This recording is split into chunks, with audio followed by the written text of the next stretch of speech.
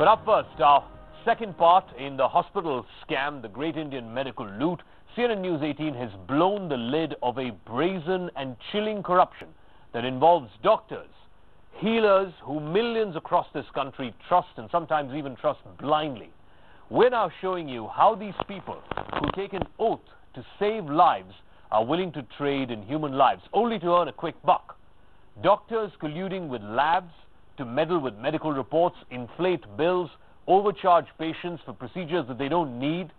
This is a CNN News 18 exclusive. It's an investigation that has shaken the corridors of power in India's healthcare sector.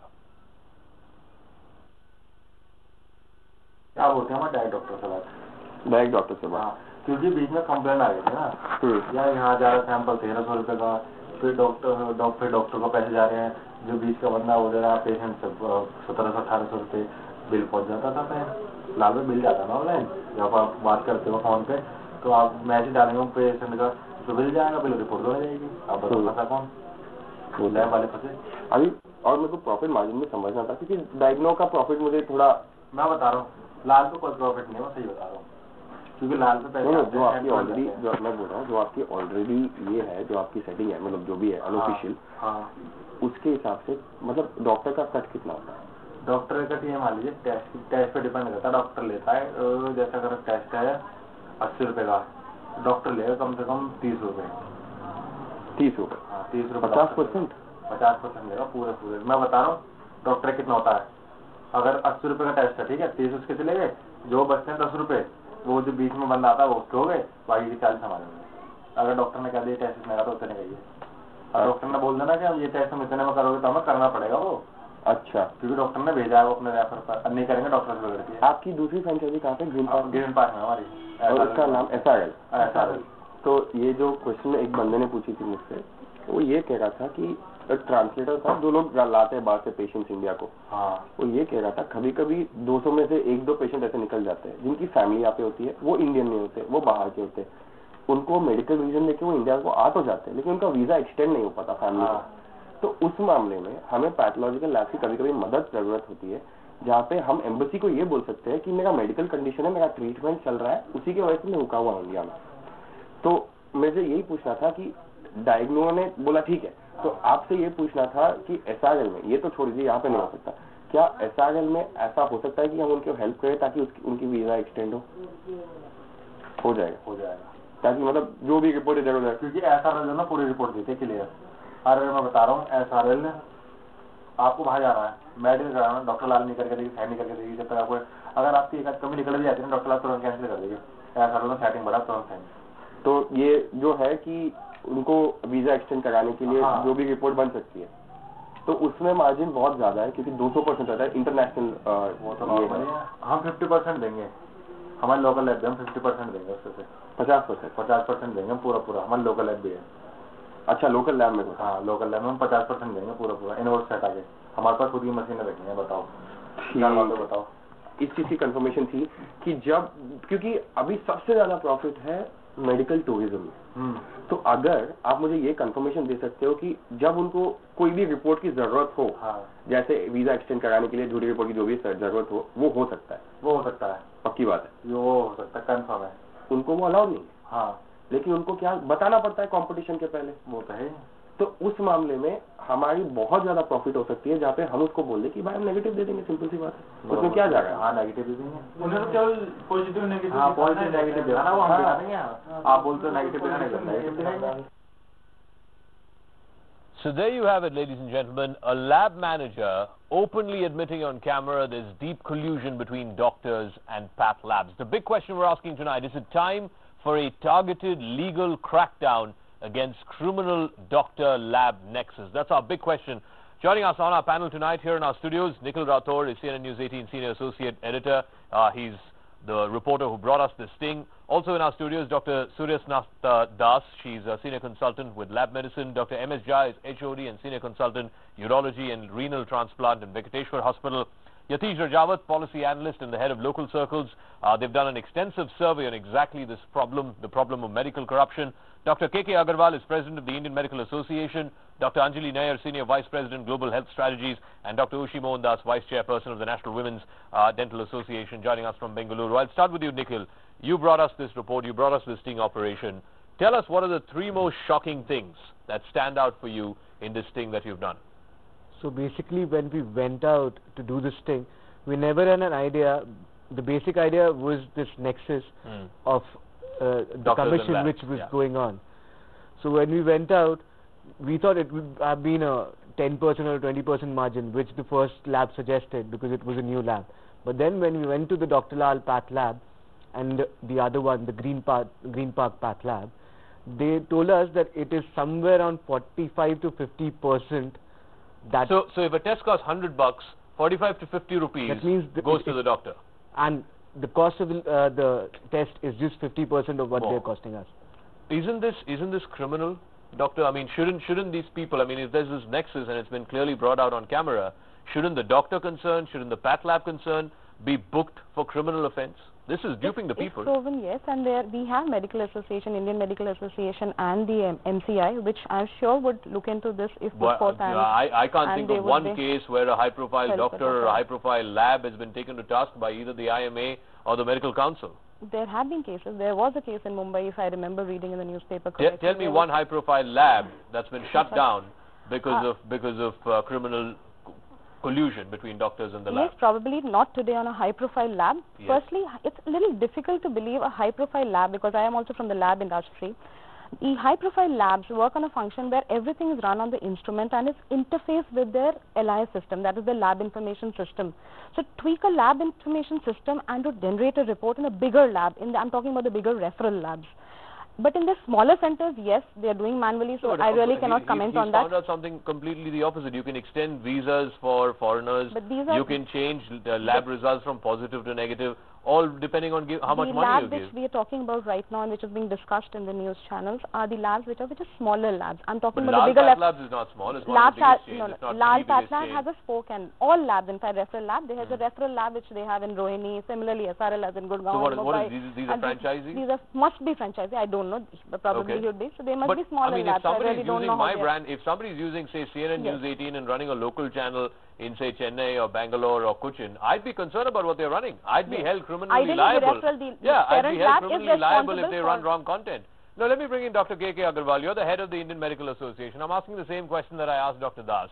Give me one high-profile lab, Dr. Aggarwal, that has been shut down because of collusion between doctors and labs. This is an open secret. This is the worst-kept secret in the medical profession. And I'm sorry to say this, but the IMA is a toothless body when it comes to this.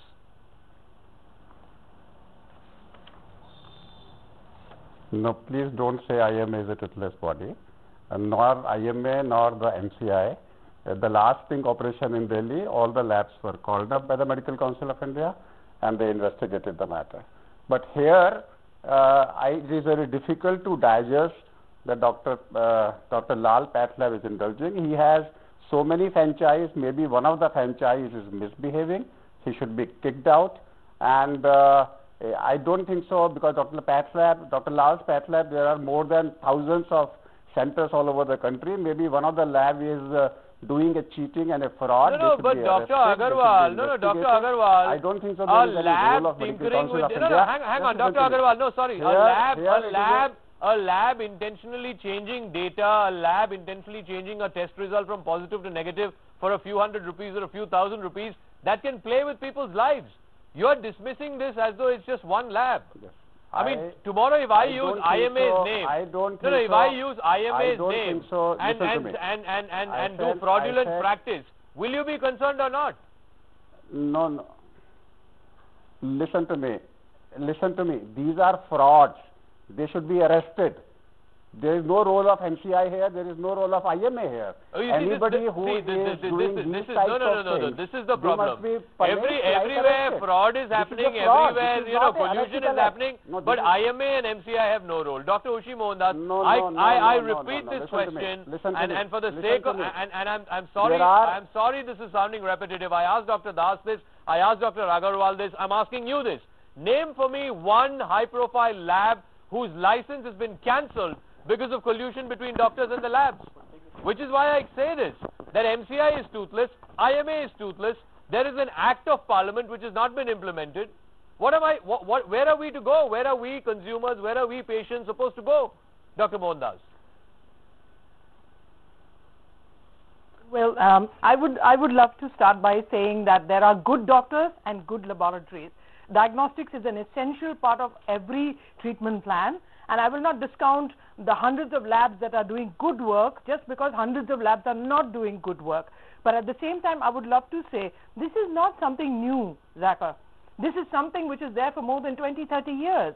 It's just that the practice has grown rampant, and basically it's a huge syndicate. It's a lovely cartel, and it's not just one or two. There are business pressures. There are corporates which are involved. There are targets which are there. And I know of doctors who refer patients for scans just because there is a referral and there is a cut. So what happens, instead of treating patients, they have a very comfy, plush life of just referring patients and earning a set percentage, which is generally running to about 30 to 50% of the total charge. And in the case of like a PET scan, it's anywhere between 24 and 26,000. Can you imagine a doctor earning 6,000 to 10,000 rupees per referral? That's precisely the point that I'm trying to ask. No, that's precisely the point that I'm trying to ask. Yeah. If there are doctors who have found a business model, checks. If doctors who are there who found this as a business model, then shouldn't the IMA cancel their license? They should be barred from practice. Let me bring in I'm not really sure if the IMA can cancel licenses. The IMA cannot cancel licenses. I'm sure there must be somebody in this country that can cancel licenses. The Medical Council, the Indian Medical Association, the Health Ministry. For God's sake, there must be somebody who can cancel the licenses of doctors who've been caught red-handed in fraudulent practice. Well, Dr. Nair. Dr. Nair. Yes, some have been caught, but most are not caught. I really need an answer tonight to this simple question. If tomorrow, if tomorrow a journalist puts up a fake story, print journalist or a television journalist, there are all kinds of regulatory ombudsmen. There's the Press Council of India, there's the Editors Guild of India, there's the News Broadcasters Association of India, there's the News Broadcasters Standards Authority. I will lose my job if I put fake news on the air. In the same way, in fact, in a much more serious way, if there's a fraudulent doctor who's found a business model in taking cuts from labs, then surely there must be somebody who can cancel his license, Dr. Nair. So, Dr. Anjali Nair. So, first of all, Zaka, I'm not a doctor. I'm okay, I apologize for that. I apologize for that. I'm not... okay, answer my question though, please. Yeah, I'm not a doctor, but that's fine. That's fine. Yeah. So, I mean, I just want to make a couple of points. One of the things is I agree with the previous panelist that labs have mushroomed all over the country. One of your shows said there were about 1 lakh labs, and each one of them provide a very, very important function given the rising disease burden. You just mentioned, about doctors, about profit. I think, no one is here to work for free. Everyone has to make a living. But the point here is when you talk about franchising labs, the person or the organization that is franchising or outsourcing has to maintain a very strict quality control. And I also agree with Dr. Aggarwal that Dr. Lal and the owner of SRL are thorough professionals, and yes, there are some of the labs that may be doing this practice. So I would urge them to really do hang on. We tried reaching out. One second, Dr. Nair, Ms. Nair, 1 second. We tried reaching out. I'll bring Nikhil in. We tried reaching out to the management of both Dr. Lal's as well as the other lab in question. What was the reply that they gave? Both of them said that these people were not associated with them. Did you do the sting operation in some hotel, in some coffee shop? You did it inside the lab, right? Inside the lab. Inside their lab. And we kind of called again in the lab to cross-check if the person was employed by the lab. And the owner of that specific branch or franchise. He agreed to it. He agreed that this person was an employee. Yes, he did. The person had a name tag. He was wearing a lab technician's coat. The sting operation was done inside the premises of the lab. It was inside the premises. And this person is still being employed by the lab? What, do we have a link? We'll have to check. We'll have to check that. See, this is the point. People can just brush this aside saying, oh, there's one rotten apple amongst 100, the labs of mushrooms, so on and so forth. The fact is that one rotten apple is still there. You know, Yatish Rajawat, the point is, Nikhil did this sting operation inside a lab. And this man was wearing a lab technician's coat. He had an ID. And God knows he must still be employed by Dr. Lal's and the other lab in question. Zakat, let me explain to you how this business model has built up over the last few years. I absolutely agree that these practices must be happening. Yatish, my question was to Yatish. You know what has happened, Zakat, over the last 10-15 years, both the pathology labs and healthcare per se has gone into private hands. With this, typically as the country develops, there is regulatory oversight needed. What we have not done in the last 20 years is that we've depended on doctors-led body, which is the Medical Council of India and, you know, other doctors-led body like the IMA and all. These are not regulatory bodies. These are just cohorts of doctors.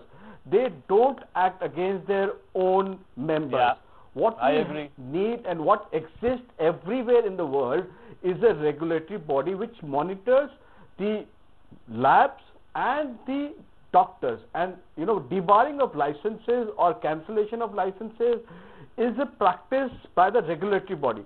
Here what we have seen in the last 15 years is that there are chains now. Path Labs is a huge chain, thousands of labs they have, and they are not owned by them. They have, what they have done is they have created these franchisees who do not follow any business ethic at all. It is not that they should not make profit, they should make profit, but there are certain ethics which they should follow as part of can I ask Dr. Aggarwal this? Dr. Aggarwal, in this country we have a Bar Council of India. If lawyers are found engaging in fraudulent practice, the Bar Council can take away their license.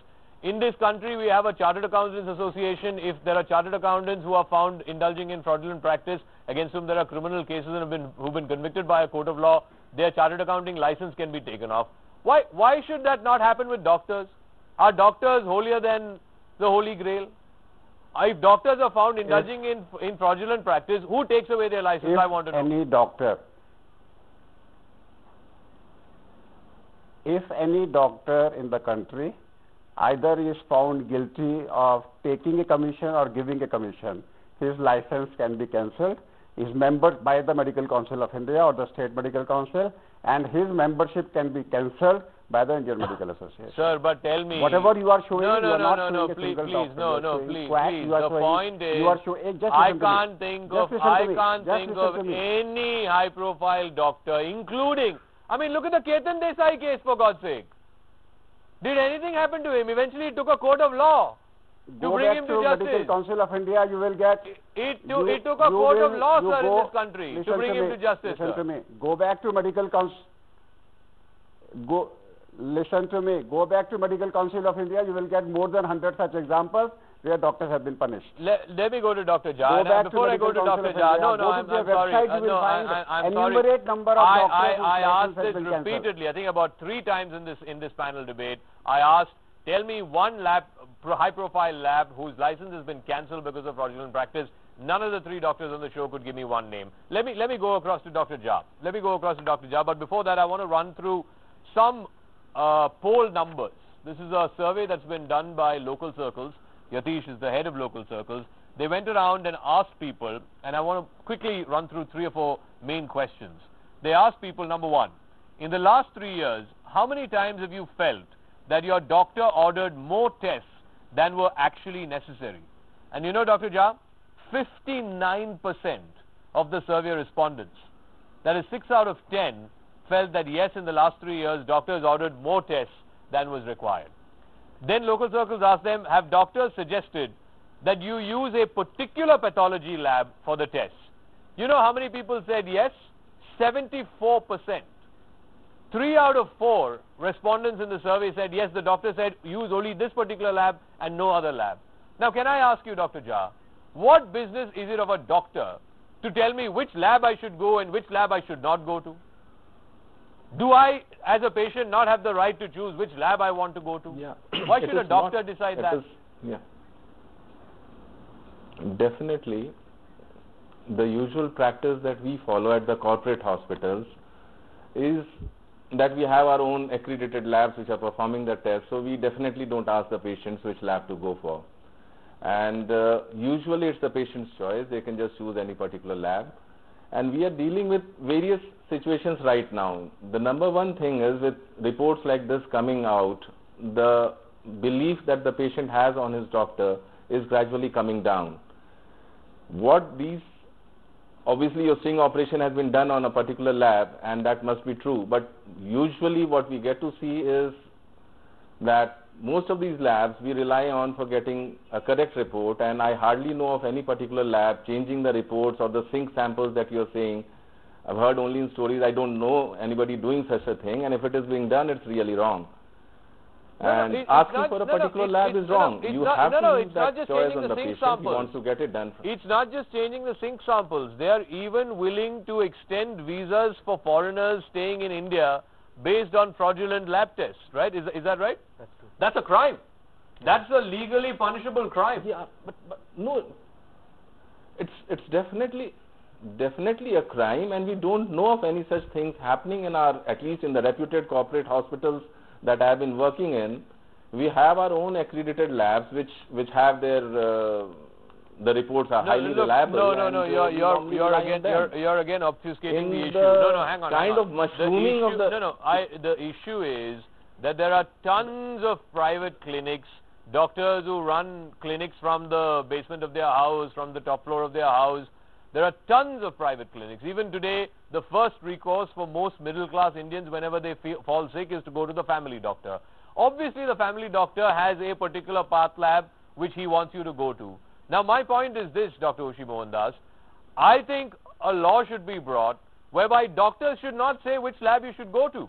In fact, the lab should not even know which doctor you are consulting. Neither should the doctor know which lab you are going to. Generic medicine, they should also be asked to recommend generic tests. And you know, this whole issue of corporate hospitals not doing it, corporate hospitals these days have target for their doctors, you know, which is part of their variable salary. I mean, how is he fooling, you know, people at large? You know, corporate hospitals have created a culture where people at large. Even corporate hospitals, they have a system in place, and they're not above or beyond anybody. So now that we have found this openly, people flouting rules, openly people becoming illegal in terms of doing practices or indulging in practices which are not generally done. So what is the punishment? I think it's important not to keep looking backwards. We need to have stringent punishment. An FIR should be filed. The people in concern should be put behind bars, and the doctors who are also working for the labs who are not keeping stringent checks in place must be punished in some way or warned in some way so that it becomes a deterrent. Unfortunately, it's not happening. Like Nikhil was saying, this person who was stung is probably still working with that lab. Is probably still working with that lab. Well, the lab, the lady who was so pathetically repeating lies over and over again in the hope that it would become the truth. I think I really pity her situation today, because most of the doctors are just sitting there as dummies. It is somebody beyond which controls business. And Zakir, this is big business. And when it's big business, there's a profit and loss. No, it's not only about hang on. No, one second. Every business, Every business in this country, first of all, I don't think healthcare should be considered a profit and loss business. You're playing with people's lives. Just like journalism should not be a profit and loss business. One second. Just like journalism should not be a profit and loss business, healthcare definitely should not be a profit and loss business, number one. Number two, every business in this country, even if it is a profit and loss business, has a regulatory framework. The telecom business has the TRAI. Like I said, if lawyers are found indulging in fraudulent practice, the Bar Council can revoke their licenses. Journalists will be stopped from practicing journalism by the Press Council or by the Editors Guild if you put out a fake story. Why should doctors and their licenses not be cancelled? I mean, I'm saying this again, and Dr. Aggarwal will take great offense. Very interesting. Dr. Aggarwal will take great offense, but I'm sorry to say this. MCI and IMA, who are bodies whose job it is to do this, to monitor doctors and to check for fraudulent practice, they simply have no powers. They are a toothless body. not only toothless body, Zakat, they are bodies which are created by the doctors for the doctors. Exactly. You see, telecom, TRAI is a regulatory body which is run by the government. It is headed by a chairman who is appointed by the government. Medical Council of India is a mafia of the doctors themselves. They appoint each other, and that is why you had people like Ketan Desai rising to the top and ruling the body for such a long time. And you know, IMA is not different from that. That's a fair point. These are bodies which are Dr. Aggarwal, run, owned, controlled by the doctors. They are not Dr. Aggarwal regulatory respond. bodies. Dr. Aggarwal, in the board of every private company, no, let me give you one example. In the board of every private company, there are independent directors, right? And there's a reason why there are independent directors, because they will then be able to check if the management is indulging in fraudulent practice, if the board or at least some members of the board and the management are colluding with each other. That's why you have independent directors. How can a body called the MCI, which is comprised primarily of doctors, be an oversight or regulatory or monitoring body for doctors themselves? There itself it falls flat. Let me explain. Let me explain two things. One is 2015, and the website is in front of me. MCI has a list of 129 doctors who have been suspended. Number two, it is not the MCI which takes over the investigation. It's the State Medical Council. Let's take an example of Delhi Medical Council, where I was in the ethics committee for 11 years. I was a council member for 11 years. In the disciplinary committee of Delhi Medical Council, there are 5 members. There is a MLA, there is an eminent person, so there is a lawyer. There are 3 persons out of 5 who are not doctors. So let's not talk about it's a doctors for doctors. Go back to the Delhi Medical Council website, and in the website you will get all the lists of people who have been put. Just listen to me. First listen to me. Give me full time. That in Delhi Medical, every state medical council has their own act, and in Delhi Medical Council there are 3 non-doctors members, including a lawyer, including a MLA, and including an eminent person. You are still not answering the basic question I asked you. You say 126 people have been suspended. They must have been suspended for 3 months. After 3 months, they come back, they continue their practice as though no crime was committed. You are still not answering the fundamental question I asked, and that is, name for me one doctor, one high-profile doctor whose license has been cancelled, who's been barred from practice, because he or she has been found guilty by a court of law in fraudulent practice. Has the MCI done that? Does the MCI have the powers to do that? No, that is the point that we are trying to make. MCI has. That is exactly the point that we are trying to make. I would not like to name anybody. No, but there is a list of MCI where 129 doctors who were suspended. No, suspension means what, sir? Suspension doesn't mean anything. Dr. Aggarwal, suspension does not mean anything. Suspension you are not going to debar. Suspension just means you are not going to debar them from practice forever. So, one second. Can I ask you? In the United States, in the United States, in the UK, in Germany, in France, aren't there regulatory bodies that can cancel the licenses, debar doctors from continuing practice if they are found indulging in fraudulent practice? Yes, they are, and there's a good reason why there are regulatory bodies. There's a good reason why they have laws in their hands and powers in their hands to debar doctors. To debar doctors, not just merely suspend them for 2 weeks, 3 weeks, or 5 weeks, or 3 months. You are talking.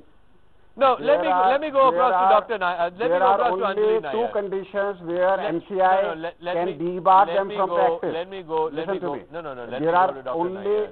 Let me go to Dr. Nair. Dr. Nair, I think it's very clear, it's as clear as daylight to me, that there is an ongoing nexus between path labs and doctors, and this is not a new problem. I agree with Dr. Mohandas when she says this is not a new problem. It's been going on for 20, 30 years, but that doesn't mean we have to tolerate this.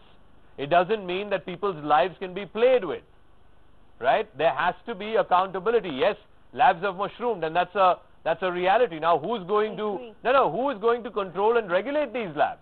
Just because labs have mushroomed, it doesn't mean they can willy-nilly continue their practice as they wish. Somebody's got to regulate them. I agree with you that there has to be a regulatory framework. They have to be regulated, but you have 1 lakh labs across the country. We all agree that not all of them are bad and not all of them are indulging in these malpractices. I think the big challenge, the big point really is that those who give out the franchises have to maintain a certain quality control.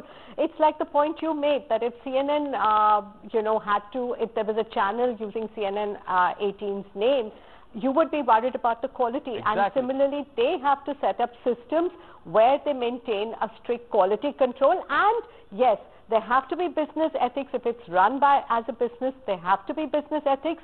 And most importantly, there have to be medical ethics.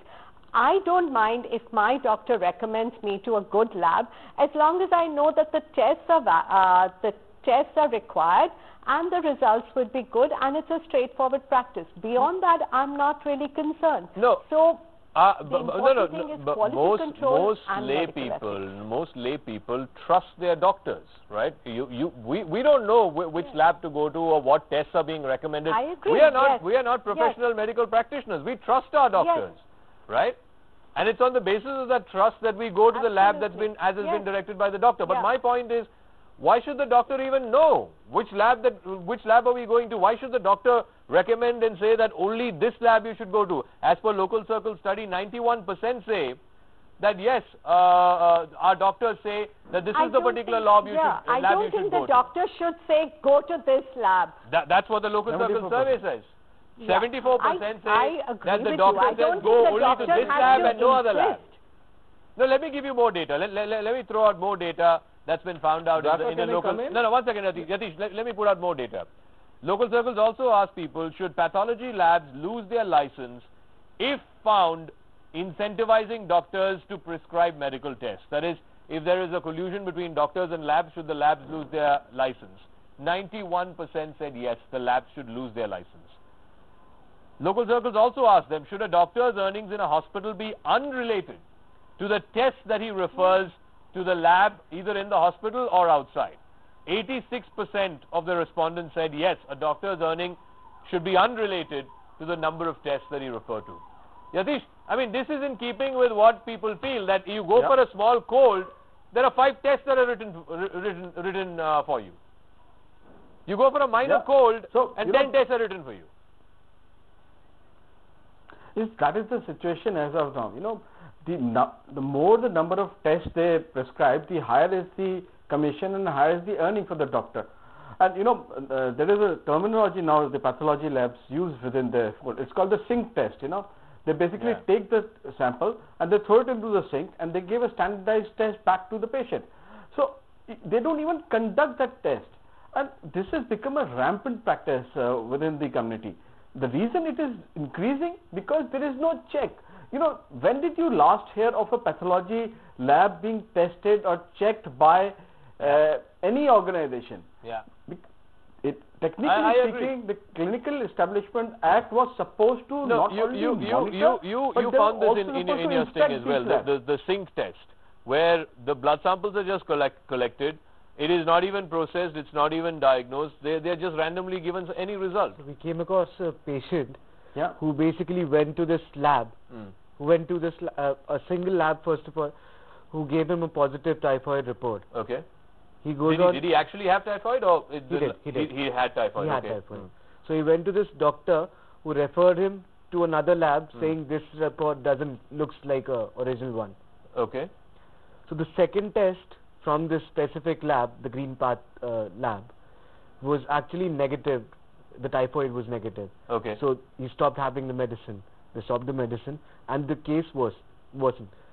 Then they went ahead to 2 other labs and got the test done with different blood samples, and the test was positive for typhoid. How does this happen? Look, this could be because of the kind of kits also being used. There are multiple factors: how the sample was collected, how was it stored, and how the kits were. No, but the quality of how can one person, same person's blood samples in 2 different tests, One show positive for typhoid, the other show negative for typhoid? I don't know what test was done for typhoid, but I presume that there was a rapid test done here. And in rapid test, there are multiple kits available. So a good lab would ideally validate that kit and look at the quality of the kit also and validate and use a good kit. So I really don't know what kind of kit this lab used, and that could be a possible reason for this. No, but this is a very serious disease. Typhoid is a very serious disease. It's an infectious disease. Yeah, it is an infectious disease. There's medication that's given specific to typhoid. And if I can't trust the lab in giving me the right kind of diagnosis, then how does the doctor know what to prescribe? There is an accreditation process which has been set up now for labs, so that the consumer knows or the patient knows that okay, if this is an accredited lab, probably they will maintain the standard. And if they don't, who takes away the accreditation? The accreditation bodies, I'm sure they do action. See, that is what I'm saying. The accreditation bodies do take away. Who inspects them? Yeah, exactly. Nobody inspects them. Nobody takes away the accreditation if there is fraudulent work done in any of these labs. That is the point. No, let me also. That has been set up. Yeah, Yatish, quickly, 10 seconds. These chains that have been set up, they have gamified the system so much that they take accreditation at a central level and then they dish it like confetti down the chain to every franchisee who approaches them. And by default, because the parent has the accreditation, the franchisee gets the accreditation. They're not even checked. No, we have at a policy level, and I want to ask this to Dr. Mohandas. But first, there is an Act of Parliament. It's called the Clinical Establishments Act 2010, passed by Parliament in 2010. It orders the registration of all labs.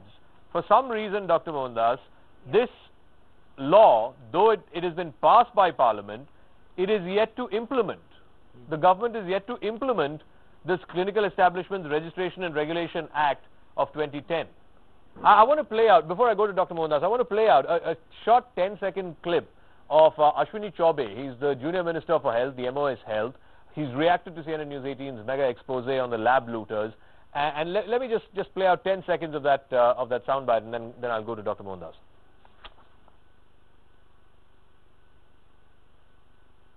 जो हम council बना रहे हैं, council में जो कई अहता तय कर रहे हैं, एक्ट जो बनेगा, है ना, उस एक्ट के आधार से ये काउंसिल बनेगा. अभी क्या है कि अभी जो चाहता है वो कुकुरमुक्ता के जाल के तरह टेक्नीशियन हो या अन्य प्रकार के जो स्वास्थ्य सेवा में काम करने वाले लोग हैं. तो ये काउंसिल उनकी बनने की बात बहुत दिनों से चल रही थी, तो हम लोगों ने उस पर मूर्त रूप दे दिया है. वो काउंसिल का काम होगा कि जिस प्रकार के भी स्वास्थ्य सेवा में व्यवसाय होगा, चाहे टेक्नीशियन हो, चाहे पैरामेडिकल स्टाफ हो, ऐसे तमाम लोगों का, जैसे मेडिकल काउंसिल डॉक्टरों का है, नर्स का काउंसिल है, लेकिन जो So the minister is now talking about creating a council, Dr. Mohandas. I mean, my point is, why don't we already have one? Yeah, why don't we already have one? Well, there are more than 1 lakh labs across the country. We have enough councils. We have enough councils. Please, let's not keep creating councils which are defunct and dead. All right, what the politician says, I would not take it really at face value, because most of it is lip service. When they're on the chair, they make all kinds of big talk and they just walk away. Half of the government servants and all the ministers, they go to private hospitals. Very few of them go to government hospitals. Exactly. Now, that is a different issue altogether. But now, I'm just suggesting to you that now that this has been brought in the open, by the way, I think this is an accredited laboratory, if I'm not mistaken. Yes, and I would just say that such laboratories, accreditation is another scam. I'm sorry to say, but that's another scam. You can pay your way through certain things, and there are people and there are loopholes to every system in place. But I would just say, now that this has been called out, what is the next step? The next step is to make a patient aware. And once you make a patient aware, the patient should be given the right to choose.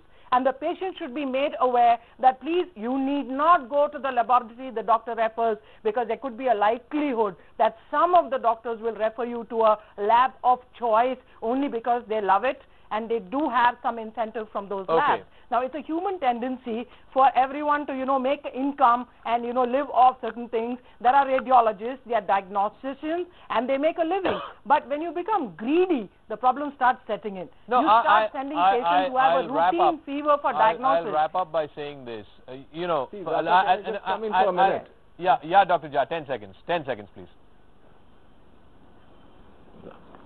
Yeah, I just wanted to clarify, because we are just, if doctors are just saying that get it done from a good lab, you don't name the lab, but we always want the right report to reach us.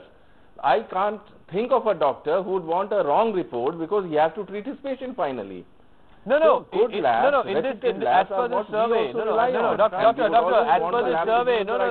doctor, as per this survey, 74% respondents say that yes, their doctor says only go to this particular lab. They name the lab and say only go to this lab and no other lab.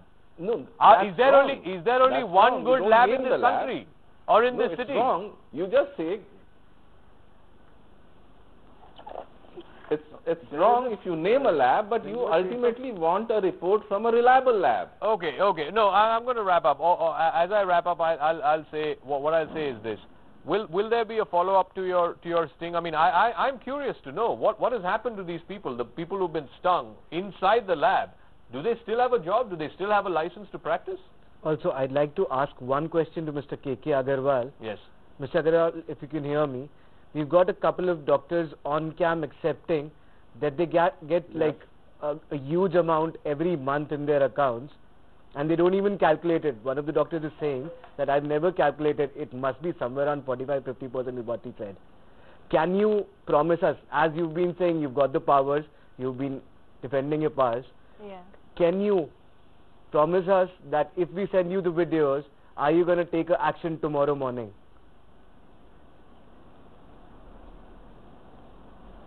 Send the videos, they will be sent to Delhi Medical Council for investigations, and we at our level will also investigate.